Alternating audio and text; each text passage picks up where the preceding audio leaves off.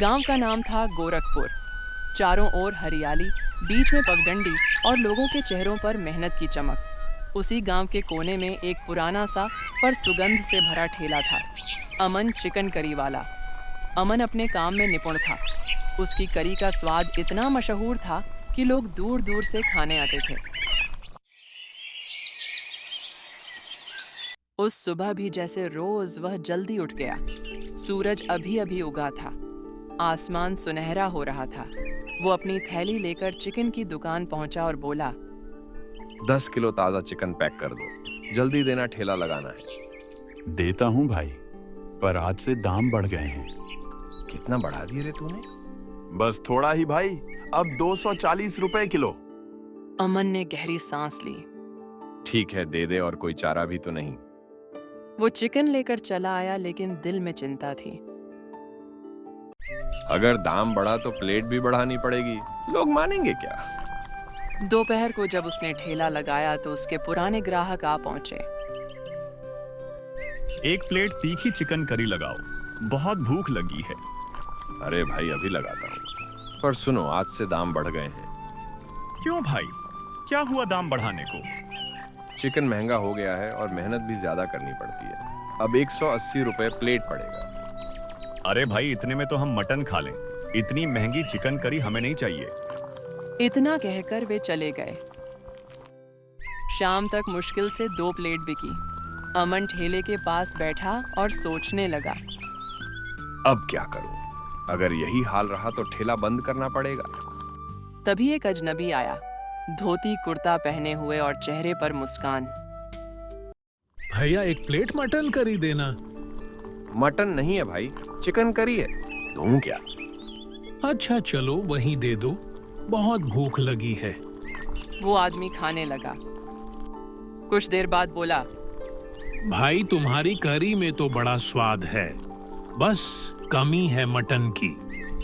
आप ठीक कह रहे हो भाई, पर मैंने कभी मटन बनाया ही नहीं। हमारे गांव में तो मटन के ठेले बहुत हैं। अरे भैया, तुम्हारे गांव में वैसा मटन कोई नहीं बना सकता जैसा यूपी का होता है। मसाला और तीखापन बस वहीं का असली होता है। अच्छा, आप उत्तर प्रदेश से हैं? हाँ भैया, वहीं का हूँ। और मैं बता दूं, अगर तुम चाहो तो तुम्हें यूपी का असली मटन मसाला सिखा सकता हूँ। अब भी तो जाना होगा, काम है, फिर मिलते हैं। इतना कहकर वो चला गया।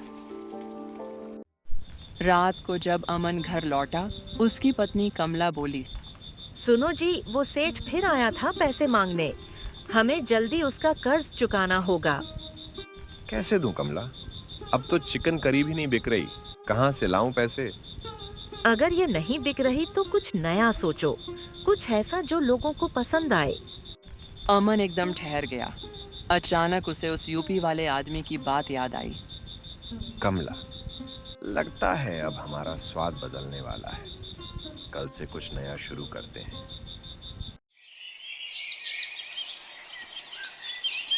अगली सुबह चंदन ने जल्दी उठकर अपने ठेले को देखा, जैसे वो भी कुछ नया इंतजार कर रहा हो। वो बोला, आज उस यूपी वाले भाई को ढूंढना ही होगा, वही कुछ रास्ता दिखाएगा। वो पूरे गांव में घूमता रहा।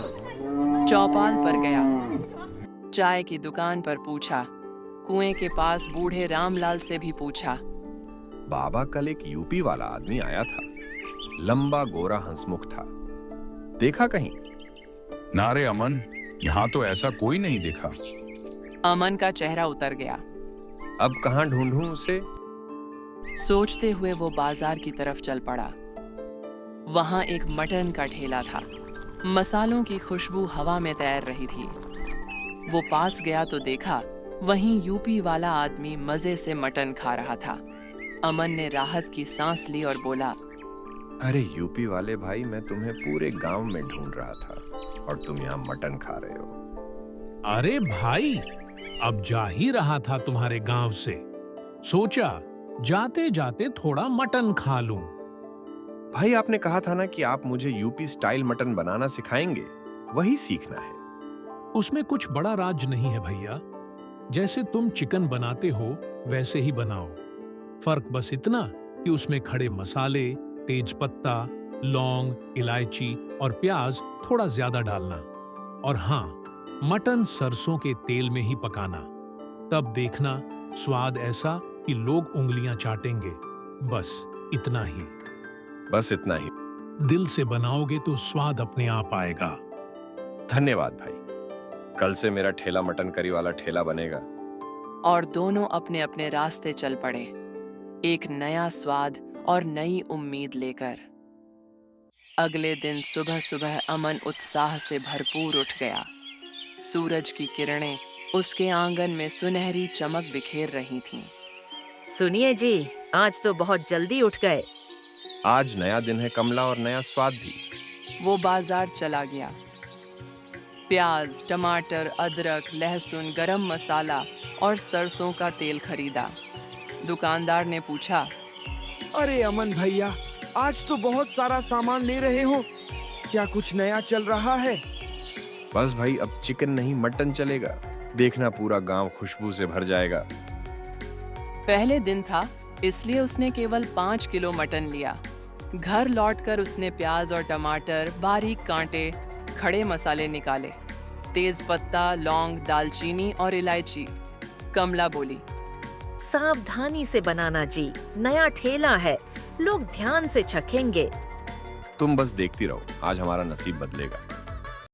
दोपहर होते होते उसने नया बोर्ड लगाया, अमन का यूपी स्टाइल मटन, असली देसी स्वाद। जैसे ही उसने मटन को सरसों के तेल में भूनना शुरू किया, पूरे इलाके में खुशबू फैल गई। तभी उसके पुराने ग्राहक आए और बोले, अरे अमन, आज तेरे चिकन की खुशबू कुछ अलग ही लग रही है भाई। भाई, ये चिकन नहीं है, ये तो यूपी का स्पेशल मटन है। नया स्वाद, नई कहानी। अरे वाह, नया स्वाद मतलब क्या? मतलब मसालों का जादू और सरसों के तेल का तड़का। एक बार खाओगे तो बार बार आओगे। नाम सुनते ही मुंह में पानी आ गया। पर दाम क्या है भाई? मटन है मतलब महंगा होगा। ज्यादा नहीं, बस 280 रुपए प्लेट। भाई, खुशबू तो जबरदस्त है। अब चाहे जो भी दाम हो, 2 प्लेट लगा दे। अमन ने प्लेटें सजाई, गर्मा गर्म मटन करी, सादा चावल, साथ में कटी प्याज और नींबू। ग्राहक ने पहला निवाला मुंह में डाला और आंखें बंद कर लीं। अरे वाह अमन, क्या ही मटन बनाया है तूने। मसालेदार, मुलायम और ऐसा रसदार कि दिल खुश हो गया। हाँ भाई, तेरे यूपी स्टाइल मटन की तो बात ही कुछ और है। अब गांव के बाकी मटन वालों की छुट्टी। भीड़ बढ़ने लगी। सारा गांव अमन के मटन की तारीफ में डूब गया। लेकिन उसी समय गली के कोने पर 3 पुराने मटन ठेले वाले एक दूसरे को देख रहे थे। देखा, अब तो सब इसके ठेले पर जा रहे हैं। अगर ऐसा चला तो हमारे ठेले बंद हो जाएंगे। कुछ तो करना पड़ेगा, इसका ठेला बंद कराना ही होगा। शाम को जब चंदन ने ठेला समेटा, उसकी आंखों में चमक थी। कमला ने पूछा, कैसा गया दिन? आज का दिन सबसे अच्छा था। यूपी स्टाइल मटन ने कमाल कर दिया। लेकिन उसे क्या पता था कि अब उसकी असली परीक्षा शुरू होने वाली थी। अगले दिन सुबह अमन पूरे जोश में था।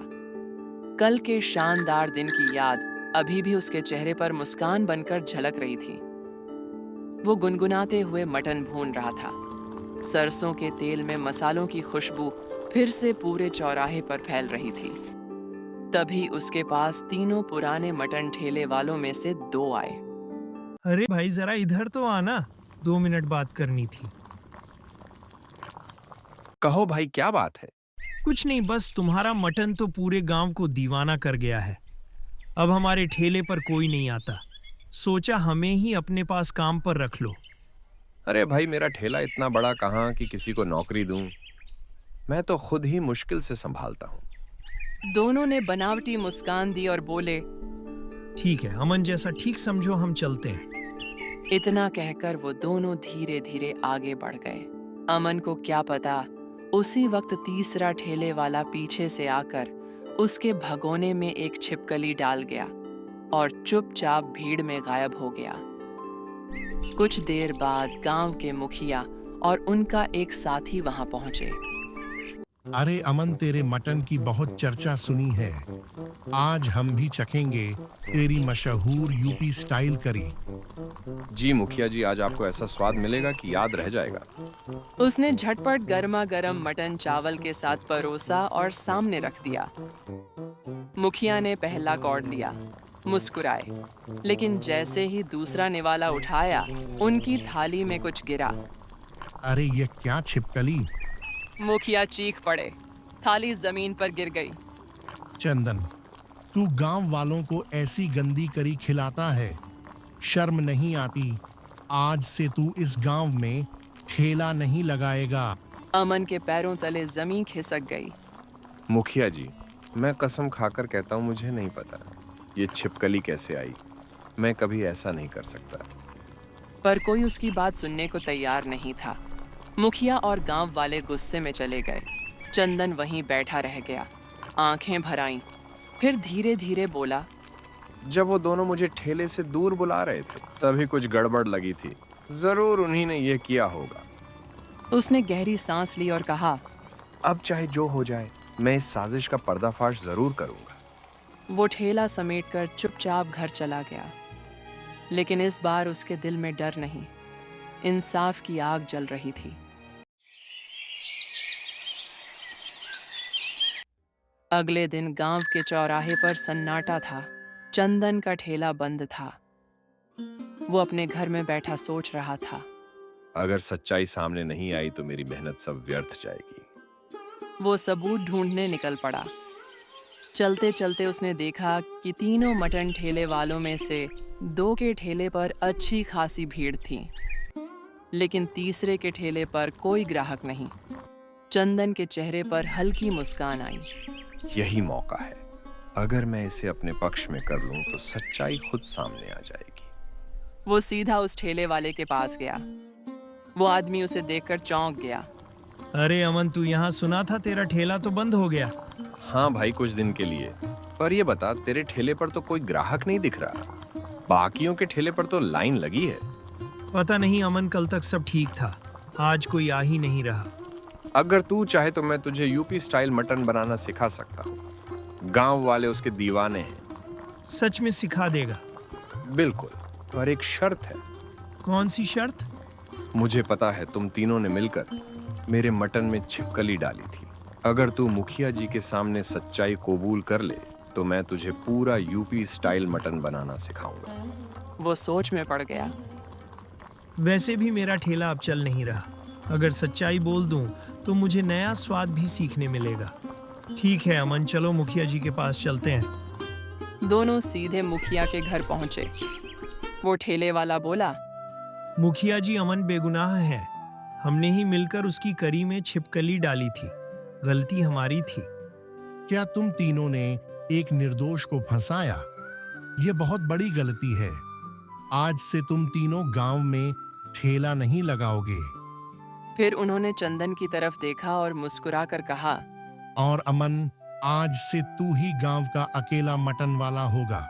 तेरा ठेला ही असली ठेला कहलाएगा। धन्यवाद मुखिया जी, आज मेरा विश्वास जीत गया। अगले ही दिन अमन ने फिर से अपना ठेला लगाया।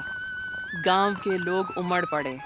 पहले से भी ज्यादा भीड़ थी और यूं अमन बना गांव का मशहूर यूपी स्टाइल स्पाइसी मटन वाला। मेहनत, सच्चाई और स्वाद का सच्चा उदाहरण।